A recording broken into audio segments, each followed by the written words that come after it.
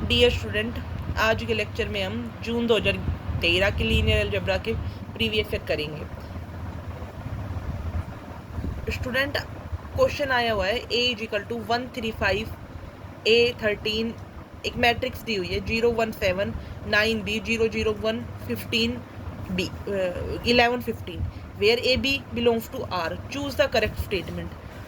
यहाँ statement choose करनी है, कौन सी सही होगी कि there exist value of A and B for which column of A are linearly independent. There exists value of A and B for which AX = 0, as X = 0 is the only solution for all value of A and B. Row of A spans a three-dimensional subspace of R की power 5. There exists value of A and B for which rank of A = 2. इस question को देखो, ये हमारा question है, इसके option ये हैं ए बी सी डी, ये चार ऑप्शन है। कैसे करेंगे? ए हमारे पास देखो एक मैट्रिक्स है, तो ए अगर मैट्रिक्स है, इसमें 3 रो है और 5 कॉलम है, तो 3x5 की एक मैट्रिक्स दी हुई है। ठीक है, मैंने क्या किया, अब देखो पिवोट एलिमेंट देखे मैंने, पाइवोट एलिमेंट देखो, तो 1 1 1 पाइवोट एलिमेंट देखो 1 1 1, तो यहाँ पे जो 1 1 1 है, यानी कि इसकी मैक्सिमम रैंक जो हो सकती है वो 3 हो सकती है। तो इसमें क्या है, there exist value of A and B. इसमें ऑप्शन 4 को देखो, there exist value of A and B for which rank of A = 2। ये तो गलत बात है। ए और बी का कोई रोल, ए हमारे पास कहाँ है, ये हमारे पास ए है और ये हमारे पास बी है। ए और बी का कोई रोल नहीं है, फिर भी हमारे पास रैंक 3 आ रही है, तो ये बात गलत हो गई ना, यानी कि 4th ऑप्शन गलत है यहाँ पे। ठीक है, अब आते हैं हम फर्स्ट ऑप्शन पे। थर्ड ऑप्शन की बात कर लेते हैं, पहले 4th के बाद 3rd की बात करते हैं। For all value of A and B the row of A spans a 3-dimensional subspace of R की पावर 5। ये बात ठीक है कि भाई all value of A and B, कुछ भी हो ए और बी की वैल्यू 3-dimensional सबस्पेस होगा आर की पावर 5 में। हाँ भाई 3-dimensional ही है ना, 1 2 3 3 पाइवोट है, तो यानी कि रो स्पेस कितने हैं, उसकी डायमेंशन कितनी है, rank of the matrix equal dimension of row space हमारे पास 3 आ गई, और इसने यही बोला है कि थर्ड ऑप्शन तो सही हो गया। आगे क्या कह रहे हैं, there exist value of A and B for which AX = 0 has X = 0 is the solution. अब देखो क्या करते हैं हम, AX = 0 लेके चलते हैं हम। ठीक है, AX = 0 बोला है ना इसने, हैज, ये AX = 0 क्या होता है, होमोजीनियस सिस्टम। होमोजीनियस सिस्टम यानी कि AX = 0, देन इसका मतलब क्या होगा कि रैंक जो होगी वो n से कम होगी। n मतलब इसकी n अगर 5 है तो इससे तो रैंक कम ही होगी, 5 से तो कम ही होगी। हाँ भाई रैंक तो कम ही है, 3 ही है, 3 है। नंबर ऑफ रोज कितनी है, रोज 3 है, तो 3 से ज़्यादा भी हो सकती, तब भी रैंक 3 हो सकती थी, तो रैंक तो 3 हो गई अगर होमोजीनियस सॉल्यूशन है तब। और इसका मतलब क्या होगा, इनफाइनाइट सॉल्यूशन। बट ये कह रहा है कि ओनली सॉल्यूशन, यानी कि X = 0 इज ओनली सॉल्यूशन। अगर सिस्टम मान लो एनी रैंक है तो 0 ही सॉल्यूशन होगा, तो ये बात तो गलत हो गई, सेकेंड ऑप्शन गलत हो गया ना कि इसके पास तो इनफाइनाइट नंबर ऑफ सॉल्यूशन भी आ रहे हैं, बट ये कह रहा है कि 0 ही सॉल्यूशन हो गया, ये बात तो गलत है। अगर R = n हो रहा है तो ही ये बात ठीक है, R < n के लिए तो इनफाइनाइट नंबर ऑफ सॉल्यूशन है ना, ये बात गलत हो गई। अब ये कह रहा है कि there exist value of A and B for which column of A are linearly independent. Linearly independent तो नहीं है भाई, लीनियरली इंडिपेंडेंट क्यों नहीं है, 3 ही रो 3 ही रैंक आ रही है, और कॉलम तो रो तो हमारे पास 5 है, तो यानी कि 2 डिपेंड ही कर रही है किसी न किसी के ऊपर। कॉलम 5 है, रैंक 3 है, तो यानी कि लीनियरली इंडिपेंडेंट नहीं होगी, डिपेंडेंट हो गया। तो ये फर्स्ट गलत है, सेकंड गलत हो गया, 4th गलत हो गया, थर्ड ऑप्शन सही है इसका। आई होप आपको ये क्वेश्चन समझ में आया होगा। अगला क्वेश्चन देखो, अगला क्वेश्चन क्या कह रहा है, ये भी बड़ा इजी सा क्वेश्चन है, कुछ नहीं है इसके अंदर। देखो मैं इसके अंदर दिखाती हूँ कहाँ है ये question.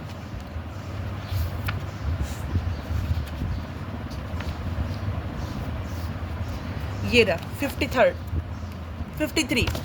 Consider R³ with a standard inner product. Let W be the subspace of R³ spanned by 1 0 - 1. Which of the following is the basis for orthogonal complement of W? इसमें से कौन सा ऑप्शन सही है? तो देखो हम क्या कर, बेसिस की डेफिनेशन पता होना चाहिए कि a subset F of vector space is said to be basis if F consists linearly independent vector as generate V. S generate V को कर रहा है लीनियरली इंडिपेंडेंट। ऑर्थोगोनल कॉम्प्लीमेंट की डेफिनेशन क्या होती है कि सारे वेक्टर ऑर्थोगोनल होंगे अगर U और V की इनर प्रोडक्ट 0 होगी तब। अब देखो हमारे पास इसने बोला है कि 1 0 -1 1 0 -1 इसको देख रहे हैं कि इसमें से कौन सा स्पैन कर रहा है। तो हम ऑप्शन फर्स्ट लेके चल रहे हैं कि 1 0 1 0 1 0। तो मैंने Φ1 लिया, Φ1 1 0 1 प्लस Φ2 0 1 0। तो इसको हमने 0 0 0 के इक्वल लिख दिया। Φ1 0 आ गया, Φ2 0 आ गया, यानी कि लीनियरली इंडिपेंडेंट हो गया। Φ1 0 या फिर Φ1 0 आ गया, Φ2 0 आ गया, तो लीनियरली इंडिपेंडेंट तो हो गया। अब इनर प्रोडक्ट की बात आती है। अब इनर प्रोडक्ट 1 0 1 इसके प्रोडक्ट इसके साथ करके देख रहे हैं 1 0 -1 इसके साथ करेंगे तो कितना आएगा 1 की 1 के साथ 1 0 की 0 के साथ 0 -1 इक्वल टू 0 0 1 0 0 1 0 -1 0, यानी कि इनर प्रोडक्ट दोनों की 0 आ गई। अब सेकंड ऑप्शन चेक करते हैं। अब इनर प्रोडक्ट इसकी इनर प्रोडक्ट हम इसी के साथ करते हैं। हमने की देखो 1 2 1 की तो हमारे पास कितने हैं 1 0 -1 के साथ की तो 0 0 1 1 सेकंड ऑप्शन फिर ट्राई कर रही हूँ 1 2 1 1 0 -1 फिर करी तो 0 आया, बट दूसरी करी 1 0 -1 1 0 -1 तो यहाँ फिर -1 आया, नॉन जीरो आ गया। ये लीनियरली इंडिपेंडेंट तो हो गई बट इसकी इनर प्रोडक्ट 0 नहीं आई, तो यानी कि ये ऑप्शन इनकरेक्ट हो गया। ऐसे ही थर्ड और फोर्थ करेंगे तो उनकी भी नॉन जीरो आ रही है, तो यानी कि फर्स्ट ऑप्शन ही करेक्ट है। यहाँ पे जब हम करेंगे मैंने करके दिखाया फर्स्ट ऑप्शन का हमारे वैसे सिंगल करेक्ट आंसर है, तो यानी कि फर्स्ट ऑप्शन ही आ रहा है हमारे, या फिर जब सोल्व किया करके देखा तो हमारे पास फर्स्ट ऑप्शन ही सही आ रहा है। अब देखो थर्ड क्वेश्चन देखो, ए लीनियर ट्रांसफॉर्मेशन, ये क्वेश्चन देखो दिखाती हूँ, आया हुआ क्वेश्चन है ये रहा। A linear transformation T each vector in R square clockwise through 90 degree, the matrix T relative to standard basis is 1 0 0 1 is, तो इसमें से कौन सा ऑप्शन सही होगा। तो कैसे निकालेंगे इस क्वेश्चन को? इस क्वेश्चन को मैंने ऐसे किया कि हमें पता है कि लीनियर ट्रांसफॉर्मेशन है, each vector rotate theta angle is anti clockwise direction, तो हमारे पास a cos theta minus b sin theta, a sin theta plus b cos theta, t of A B. तो a cos थीटा को मैंने 90 degree से rotate किया minus 90 degree और anti clockwise direction में कर रहे हैं तो minus 90 degree, minus b sin theta 90 degree से रोटेट हो रहा है एंटी क्लॉकवाइज डायरेक्शन में।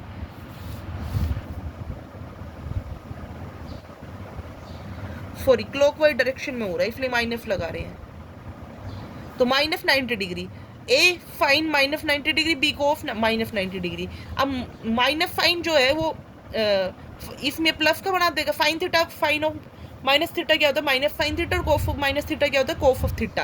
तो कोस ऑफ थीटा हो गया माइनस साइन थीटा हो गया, ए माइनस 90 डिग्री प्लस बी, ये 0 हो गया ये 0 हो गया, तो ए कोस थीटा ए कोस 90 बी और ए कोस 90 माइनस ए और सॉरी यहाँ से आएगा बी साइन 90, ए कोस 90 तो 0 हो गया, ये वाली टर्म 0 हो गई, ये आ गया बी, और यहाँ से क्या आएगा माइनस ए साइन 90 कितना हो गया 1, तो माइनस ए बी कोस 90 कितना हो गया 0, तो बी और माइनस ए आ गया। अब देखो हमारे पास 1 0 0 1 दे रखा है, तो 1 0 की वैल्यू रखेंगे तो हमारे पास क्या आएगा, ये ए हो गया ये बी हो गया, तो ए बी में जब डालेंगे तो यहाँ पे बी डालेंगे तो 0 और ए में डालेंगे तो माइनस का 1, तो 0 माइनस 1। अब हम लिखेंगे तो इसके लीनियर कॉम्बिनेशन में लिखना है 1 0 0 1 के, तो 0 1 0 प्लस माइनस 1 0 1। अब 0 1 को डाला 0 1 के अंदर डालना, ये ए हो गया ये बी हो गया, तो ए और बी डालेंगे तो कितना आएगा, बी कितना है 1 और ए डालेंगे तो 0 1 0 डालेंगे तो कितना आएगा ये आएगा।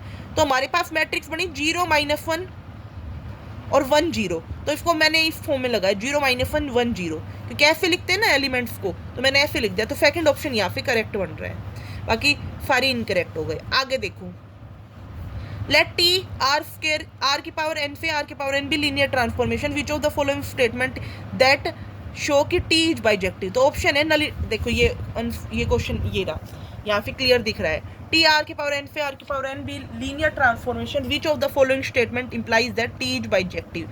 नलिटी एन है, नलिटी प्लस रैंक एन है, रैंक माइनस नलिटी एन है, rank of T is equal to nullity of T is equal to N.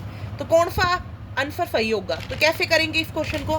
भाई हमारे पास ये इस ऑप्शन में से छांटना है कौन सा है, तो हमें फोर्थ ऑप्शन लेके चलते हैं। रैंक माइनस, एक तो हमें पता है रिजल्ट, रैंक नलिटी थ्योरम क्या कहती है, rank plus nullity is equal to dimension of,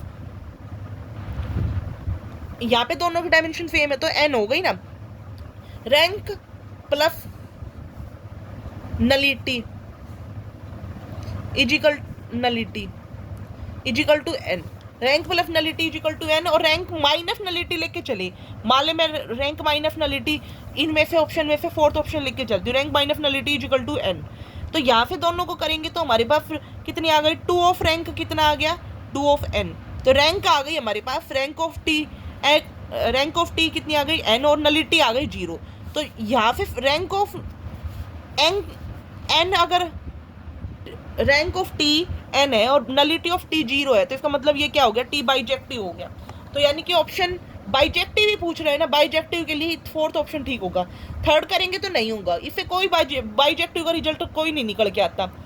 nullity 0 होनी चाहिए तब बाइजेक्टिव होगा। फर्स्ट ऑप्शन इसलिए इनकरेक्ट हो गया, और ये तो ऑप्शन सेकंड वैसे ही नहीं सही बन रहा, तो फोर्थ ऑप्शन ही करेक्ट बन रहा है। आगे पार्ट सी के क्वेश्चन है, मैं करवाती हूँ। देखो कौन सा क्वेश्चन आया हुआ है पार्ट सी में, ये क्वेश्चन आया हुआ है, देखो मैं दिखाती हूँ। 65 क्वेश्चन ये आया हुआ है।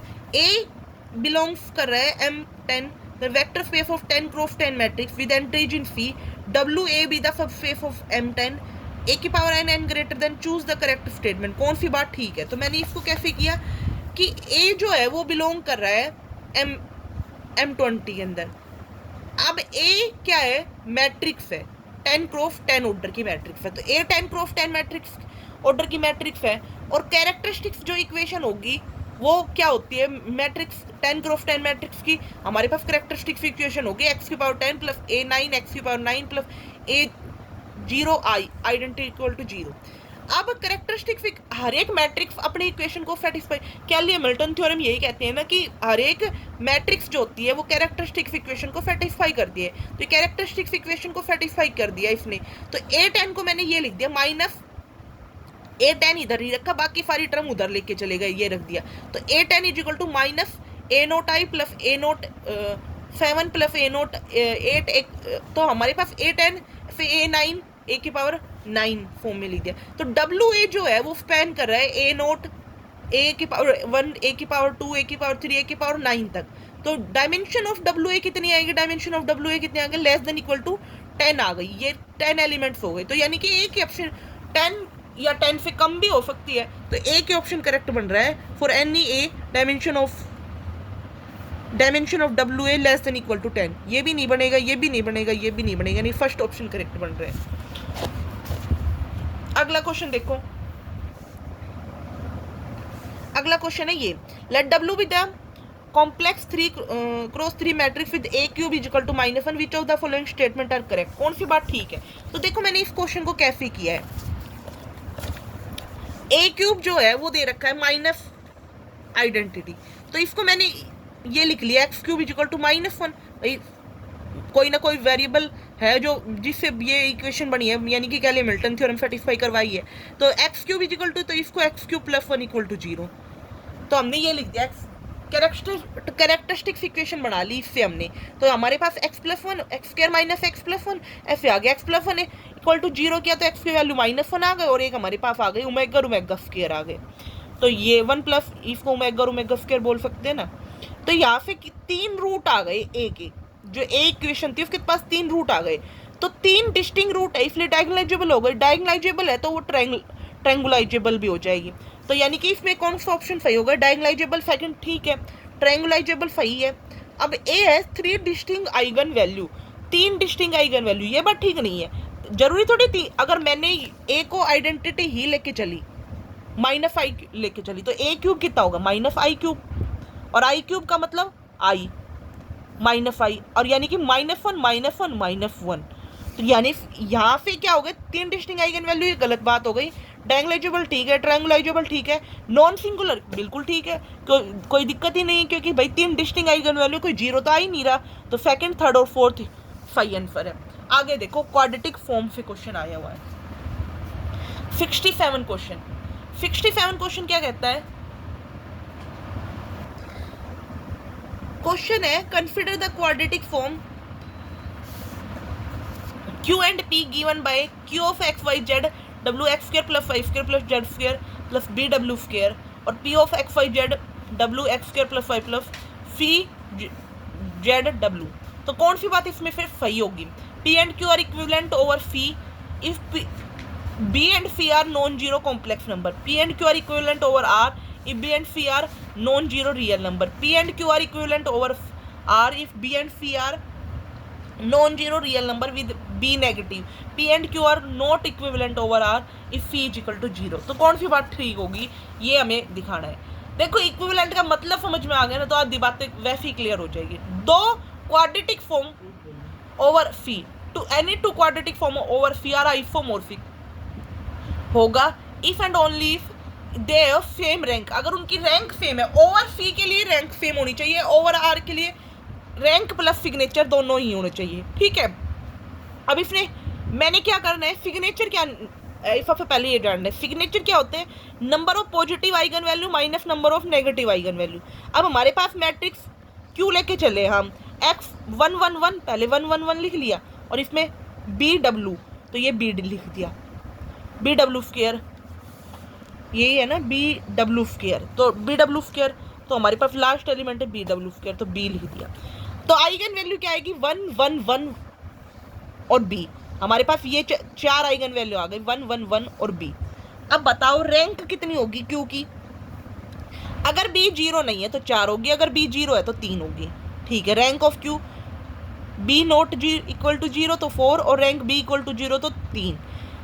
तो आइगन वैल्यू हो गई 1 1 0, अगर बी इक्वल टू 0 है तो इसका मतलब रैंक हमारे पास क्यू की कितनी आ गई 3, और सिग्नेचर कितना होगा, positive eigen value minus negative eigen value, positive eigen value तो 3 है और नेगेटिव तो कुछ है ही नहीं, 3 सिग्नेचर हो गया। अगर बी 0 है तब, अगर बी नॉन 0 है तब, बी नॉन 0 है तो आइगन वैल्यू कितनी होगी 1 1 1 बी, या तो बी पॉजिटिव होगा या बी नेगेटिव होगा।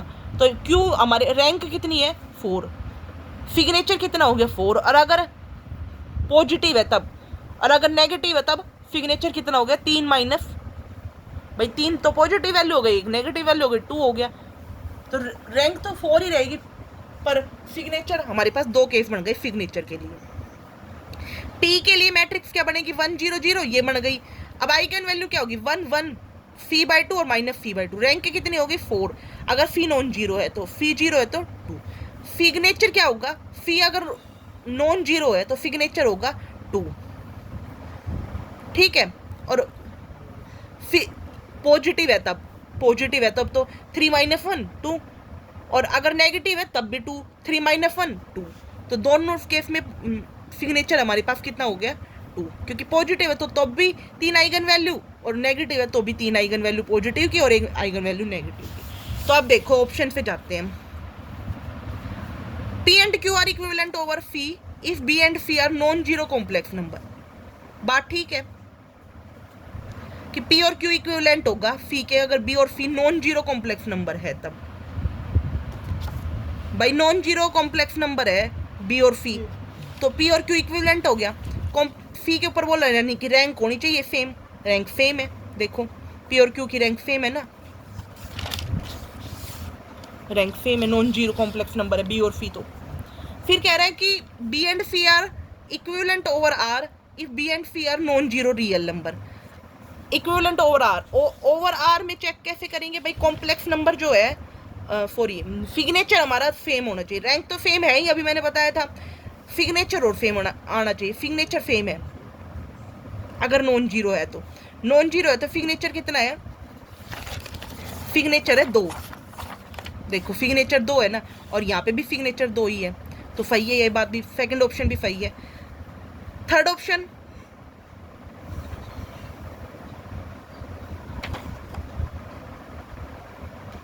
नहीं ये ऑप्शन सही नहीं है। नॉन जीरो बोला, अगर पॉजिटिव का केस लेते हैं तो 4 यहाँ पे सिग्नेचर 4 है और यहाँ सिग्नेचर 2 है, यहाँ तो ठीक है। नेगेटिव का केस लेते हैं तो ठीक है 2 आ रहा है, ये ऑप्शन गलत हो गया, सेकंड ऑप्शन गलत हो गया। अगला ऑप्शन सही है, अगर बी नेगेटिव है, इसमें कंडीशन लगा दी कि बी नेगेटिव है, अगर पॉजिटिव बोल देता ना तो ये गलत हो जाता। P and Q are equivalent over R B and C are non zero real number with B negative, अब बात ठीक आ गई, यानी कि थर्ड ऑप्शन सही है। P and Q are not equivalent over R if phi is equal to zero, phi zero होते ही भी गलत हो गया, मतलब सही हो गया ये ऑप्शन। फी जीरो है तो हमारे पास नॉट इक्विवेलेंट ही होगा, फी जीरो है तो यहाँ पे रैंक 2 है और यहाँ पे कितनी है सिग्नेचर, सॉरी सिग्नेचर यहाँ पे 3 है, तो ये बात भी ठीक है। यहाँ पे भी ठीक, ये बात भी ठीक है, मतलब ये नॉट इक्विवेलेंट ही बोल रहा है और नॉट इक्विवेलेंट ही आ रहा है हमारा फोर्थ ऑप्शन। तो यानी कि फर्स्ट, थर्ड और फोर्थ 3 ऑप्शन सही है यहाँ पे, फर्स्ट, थर्ड और फोर्थ। अगला क्वेश्चन देखो, अगला क्वेश्चन है ये, क्वेश्चन दिखाती हूँ मैं आपको।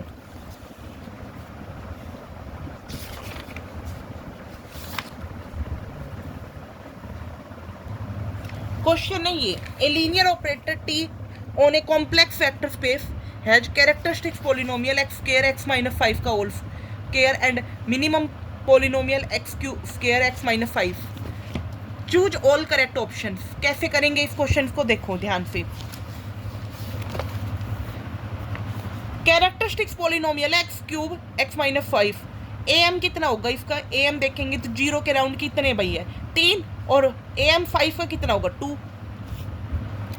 Minimal polynomial x square x minus 5, तो यहाँ पे 0 के राउंड एक ब्लॉक बनेगा 2 ऑर्डर का और 5 के राउंड एक ब्लॉक बनेगा 1 ऑर्डर का, तो यही बना दिया हमने। देखो 5 के राउंड एक ब्लॉक बनेगा 1 ऑर्डर का और 0 के राउंड 2 ऑर्डर का एक ब्लॉक, मिनिमम पॉलिनोमियल है ना। तो अब जो बचा वो 0 के राउंड और एक 5 के राउंड बन जाएगा, क्योंकि मैक्सिमम कितने बन सकते थे 2 और मैक्सिमम याज कितने बन सकते थे 3, 0 के राउंड तो हमने बना दिया ये। तो इसने ऑप्शन में क्या दे रखा है कि जॉर्डन है यूनिकली डिटरमाइंड, हाँ भाई जॉर्डन फॉर्म होती है यूनिकली डिटरमाइंड होती है बाय द गिवन इंफॉर्मेशन, हाँ यूनिकली डिटरमाइंड है, ठीक है ये ऑप्शन। आगे क्या कह रहा है कि there are exactly 2 Jordan blocks, नहीं भाई जॉर्डन ब्लॉक्स तो 4 हो गए, एग्जैक्टली 2 जॉर्डन ब्लॉक्स तो नहीं है इन द जॉर्डन डिकम्पोजिशन।